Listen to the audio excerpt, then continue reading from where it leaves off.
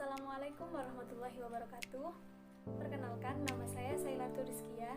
Di sini saya akan menjelaskan beberapa tata cara untuk mendaftarkan tanah.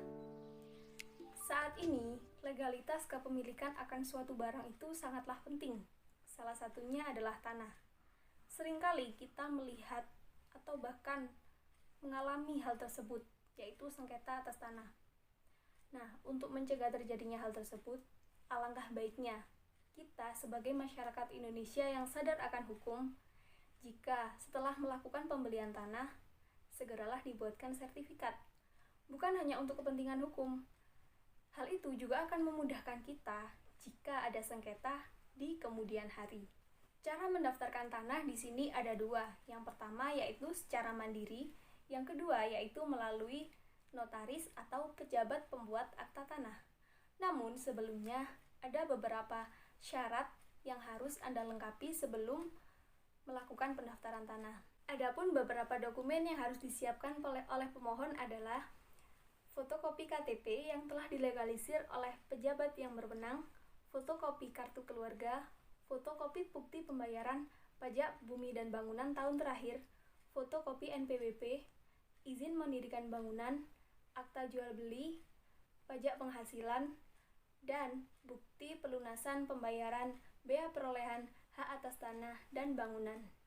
Sekarang kita akan membahas tata cara pendaftaran tanah secara mandiri.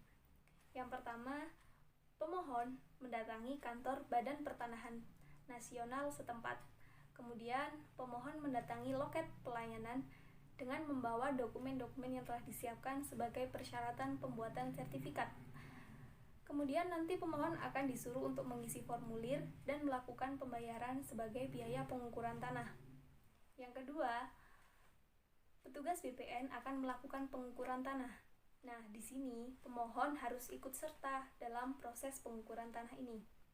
Yang mana hasil dari pengukuran tanah tersebut akan dilanjutkan untuk membuat surat keputusan dari BPN Pusat. Yang terakhir yaitu pembayaran pendaftaran SKH.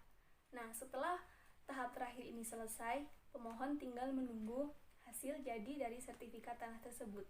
Yang kedua yaitu tata cara pendaftaran tanah melalui notaris atau pejabat pembuat akta tanah.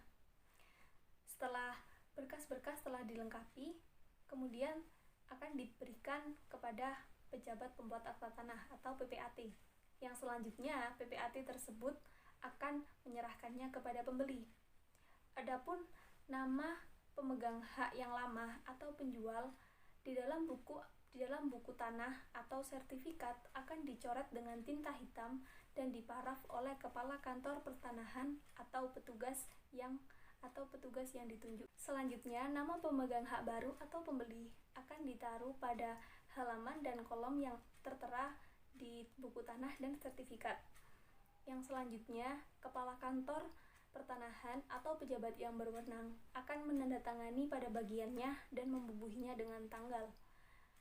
Dalam waktu 14 hari, pembeli sudah bisa mengambil sertifikat baru dari kantor pertanahan setempat. Nah, dalam hal ini, pembeli tadi sudah sah menjadi pemilik tanah tersebut berdasarkan hukum. Untuk mengetahui lamanya pembuatan sertifikat tanah, sebenarnya tergantung dari luas dan peruntukan tanah itu sendiri.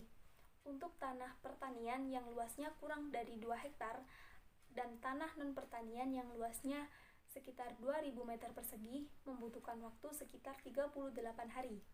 Lalu untuk tanah pertanian yang luasnya sekitar 2 hektar dan tanah non-pertanian yang luasnya sekitar 2000 meter persegi sampai 5000 meter persegi membutuhkan waktu sekitar 57 hari.